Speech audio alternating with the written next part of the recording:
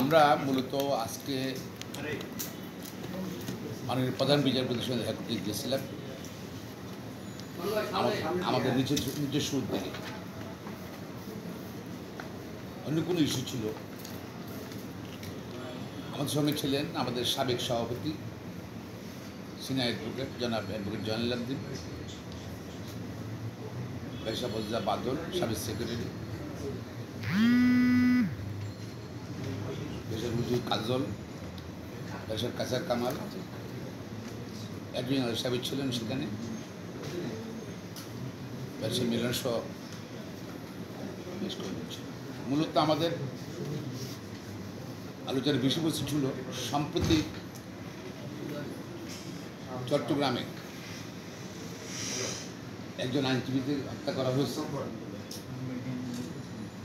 এবং ইসকন নামে একটা মৌলবাদী সংগঠনের যেভাবে নিরপেক্ষ নিরাপত্তা বিঘ্নিত করছে, বিশেষ করে আদালতে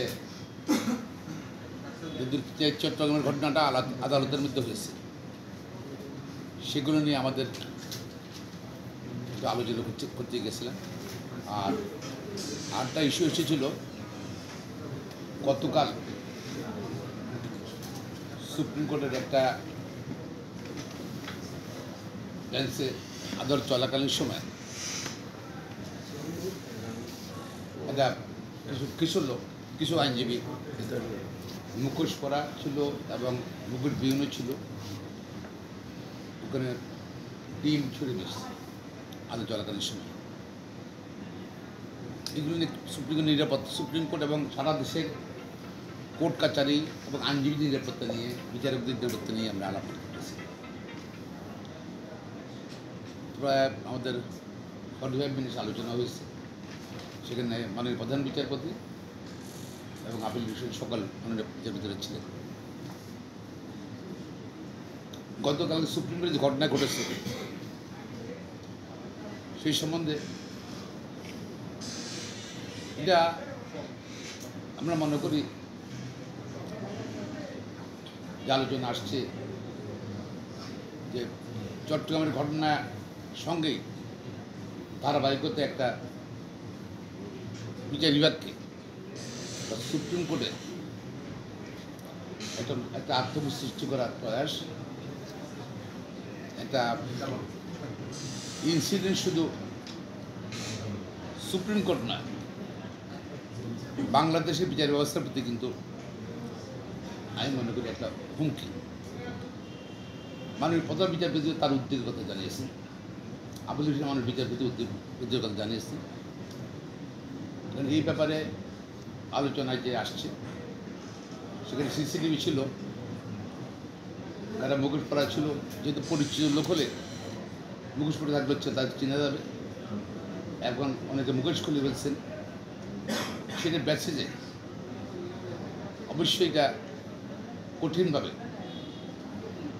দেখা হবে, তাদের বিরুদ্ধে ব্যবস্থা গ্রহণ করবে। এটা আমরা সবাই একমত, তারা ছিলাম সবাই একমত হয়েছে প্রধান বিচারপতির সঙ্গে। এই জন্য আমরা একটা তদন্ত কমিটি করব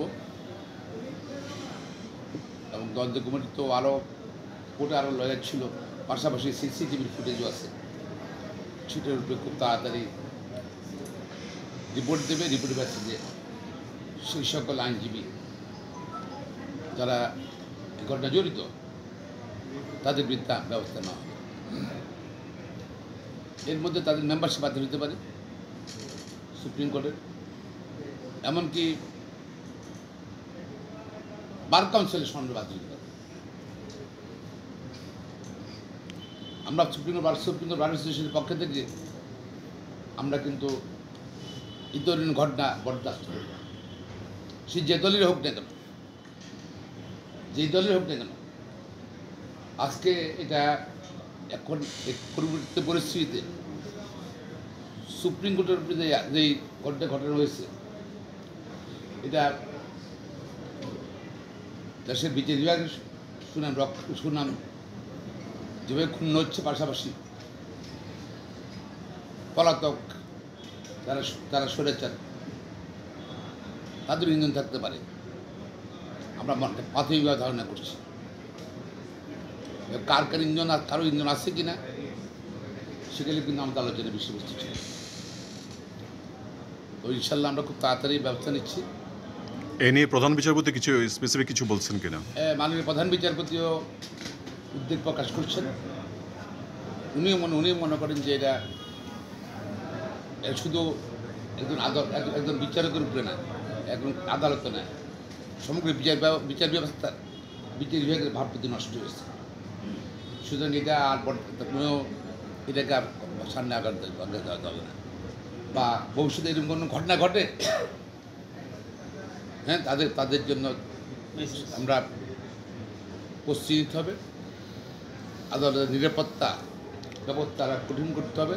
এই ধরনের পরিস্থিতিতে উনি কি কঠোর মনোভাব পোষণ করেছেন বলছেন? এবং উনি আপিলের বিষয়ে সকল মাননীয় বিচারপতি এবং মাননীয় প্রধান বিচারপতিও উনি এবারে কঠোর মনোভাব প্রদর্শন করেছেন এবং উনিও চান সঠিক তদন্ত হোক এবং প্রকৃত যারা দোষী অপরাধী তাদের ব্যাপারে ব্যবস্থা গ্রহণ করা। তদন্ত কমিটি কে থাকবে আমরা এটা বলছি। আর এখানে এটা দরকার ছিল না। ওনারা অলরেডি প্রধান বিচারপতি বললেন ওনারা সুপ্রিম জুডিশিয়াল কাউন্সিল নিয়ে কাজ করছেন।